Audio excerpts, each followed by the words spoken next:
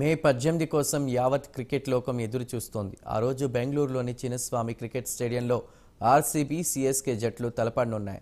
ప్రస్తుతం ఐపీఎల్ సీజన్లో ఇది నాకౌట్ మ్యాచ్లా మారిపోయింది. ఇరు జట్లు ప్లే ఆఫ్ రేస్లో నిలవాలంటే ఈ మ్యాచ్ గెలవాల్సిందే. అందుకే ఇరు జట్ల అభిమానులు రకరకాల లెక్కలు వేసుకుంటున్నారు. కాగా చెన్నైతో మ్యాచ్లో విజయం ఆర్సీబీ జట్టుదే అంటున్నారు అభిమానులు. మే 18న మ్యాచ్ జరగడమే ఇందుకు కారణం. మే 18కి విరాట్కు చాలా అనుభవంతో ఉంది.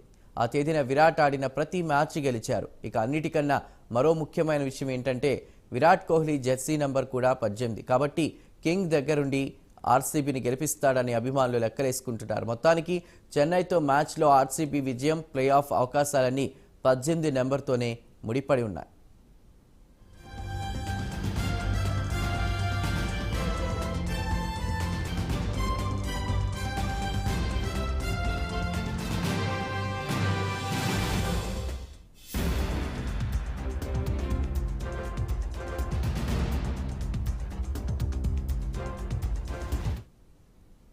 మే 18న ఇప్పటి వరకు ఆర్సీబీ 4 మ్యాచ్లు ఆడింది. 2013లో మే 18న జరిగిన మ్యాచ్లో సీఎస్కేపై ఆర్సీబీ గెలిచింది. 2014లో ఇదే తేదీన మళ్ళీ సీఎస్కేని చిత్తు చేసింది. ఇక 2016లో మే 18న పంజాబ్ కింగ్స్పై గెలుపొందింది.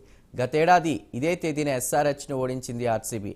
ఇప్పుడు కూడా మే 18న చెన్నై సూపర్ కింగ్స్తో ఆర్సీబీ తలపడనుంది. కాబట్టి ఈసారి కూడా విజయం ఆర్సీబీ జట్టుదేనన్న వాదనను అభిమానులు ముందుకు తీస్తున్నారు. ఇక మే 18న జరిగిన మ్యాచ్లో విరాట్ కోహ్లీ కూడా అద్భుత ప్రదర్శన చేశాడు. మే 18న కింగ్ కోహ్లీ ఐపీఎల్లో 4 మ్యాచ్లు ఆడాడు. సీఎస్కేపై 29 బంతుల్లో 56 నాటౌట్, పంజాబ్ కింగ్స్పై 50 బంతుల్లో 113 పరుగులు చేశాడు. అలాగే గత సీజన్లో ఎస్ఆర్హెచ్పై 63 బంతుల్లో 100 రన్స్ కొట్టాడు. కాబట్టి మే 18న కింగ్ కోహ్లీ మరోసారి రెచ్చిపోవచ్చని ఫ్యాన్స్ అంటున్నారు.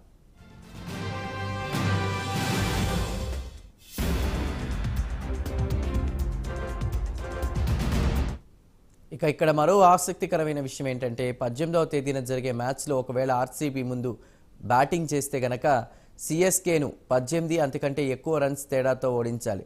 ఒకవేళ చేజింగ్ చేయాల్సి వస్తే మాత్రం 18.1 ఓవర్స్ లోపలే టార్గెట్ను చేరుకోవాలి. అప్పుడే సీఎస్కే కంటే కూడా మెరుగైన రన్ రేట్ సాధించి ఆర్సీబీ ప్లే ఆఫ్స్కు చేరుకుంటుంది. ఇలా 18 చుట్టూనే ఆర్సీబీ జాతకం తిరుగుతోంది.